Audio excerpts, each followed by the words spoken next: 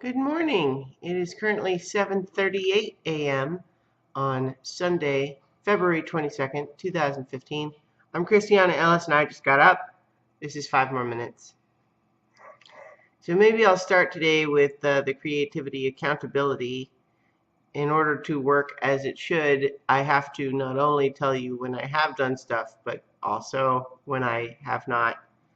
Yesterday I had plans and I played video games instead of pursuing those plans. I enjoyed playing the video games.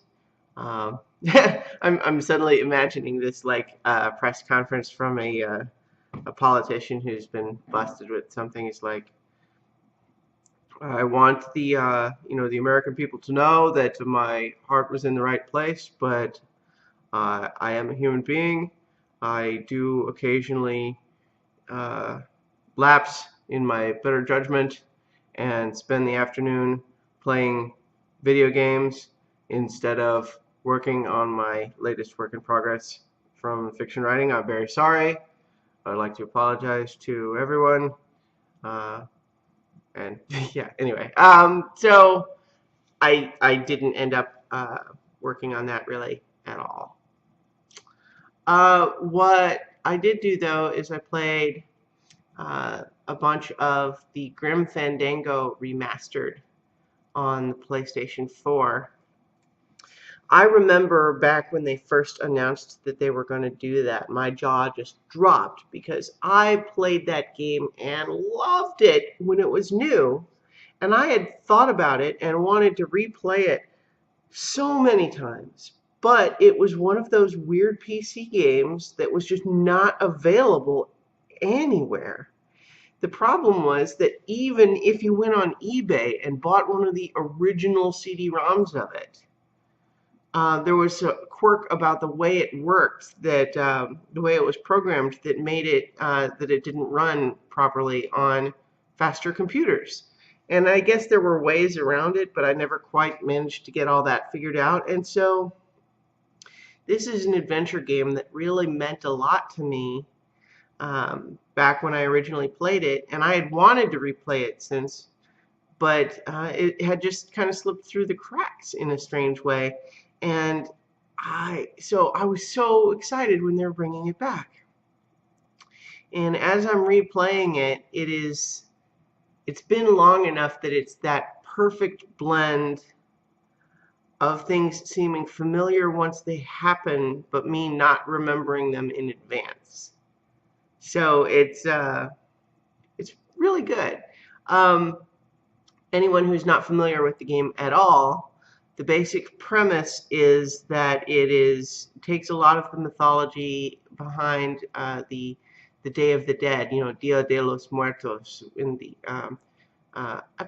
is it only Mexican? I'm not sure. It might have some hybrid, but I know it's certainly celebrated in Mexico. So the game has very Mexican flavor to it as well. But the basic premise of the story in this case is that you play Manny Calavera, who is he works as a Grim Reaper because he did something unspecified when he was alive and has to work off time before he can travel on to the ninth underworld, which is his final destination. And he's a skeleton. Everybody in this world are skeletons because they're the souls of people who have died, and so that's where the theme of the Dia de los Muertos comes in. And it becomes this whole film noir mystery angle of there's this woman where he's supposed to be able to help her get a trip on the number 9 train to the ninth underworld, which is the best way to get there. It's reserved only for the people who are really good in life. And she doesn't qualify for it even though she's supposed to, and he knows that something's up with that. Like, why is it not giving her this ticket when it should be? And all of that gets suspicious, and so he ends up on this mission of feeling like he has to go save her.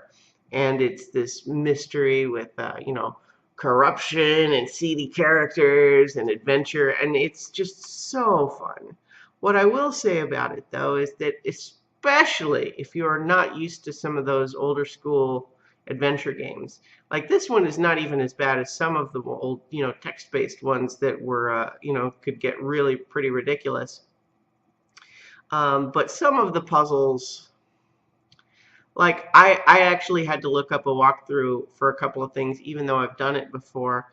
Partly just because sometimes what it wants you to do is so specific that you might even think you have tried it until you look it up and it says, nope, that is definitely what you need to do. And so then you try it a couple more times and you realize, oh, okay, I wasn't doing it quite right. So it's not even just a matter of being smart enough to figure out the puzzles. Sometimes they're a little obtuse in a way that, you have to keep talking to a guy over and over and over until something happens. And you might feel like, well, I already talked to that guy, nothing happened. So in any case, I love that game so much. And in particular, there are a lot of story elements. I'm going a little bit long today, but there's a lot of story elements in that game that were very, I think, influential on me as a creative person. And if nothing else, the fact that there's a wizard named Manny in Nina Kimberly the Merciless, and I have another short story with the main character named Manny, and that was definitely an homage to Manny Calavera from this game.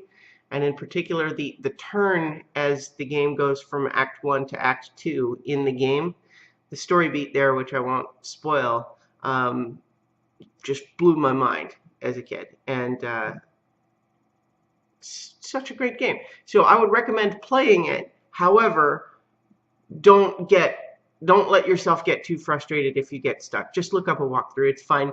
The appeal of the game is the humor and the art direction and the style and the just the presentation of it and the story. So don't get too hung up on not being smart enough to do the puzzles, because some of them are pretty weird. All right, so I think that'll do it for today. I thought I might do another one of my comic book review episodes tomorrow. And so I want to just kind of go over to my comic book shelf, and I'm just going to grab one at random. I'm not going to show this on camera just because it would be awkward to kind of move it around for that setup. But one moment. All right.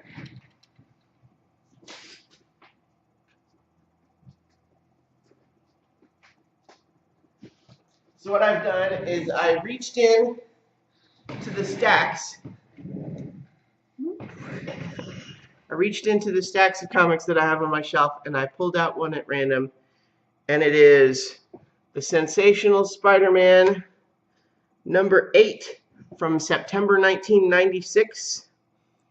The looter, armed to the teeth, Spider-Man wishing he'd stayed in bed. And so I'm noticing the costume there, that he did change his costume for a while. So does that mean, was this the Ben Reilly as Spider-Man costume? Maybe, because he was Scarlet Spider for a while. Well, you know what? I'll read it and I'll tell you guys all about it tomorrow. All right? So remember, you can find all my stuff at christianaellis.com, and I will talk to you tomorrow for 5 more minutes.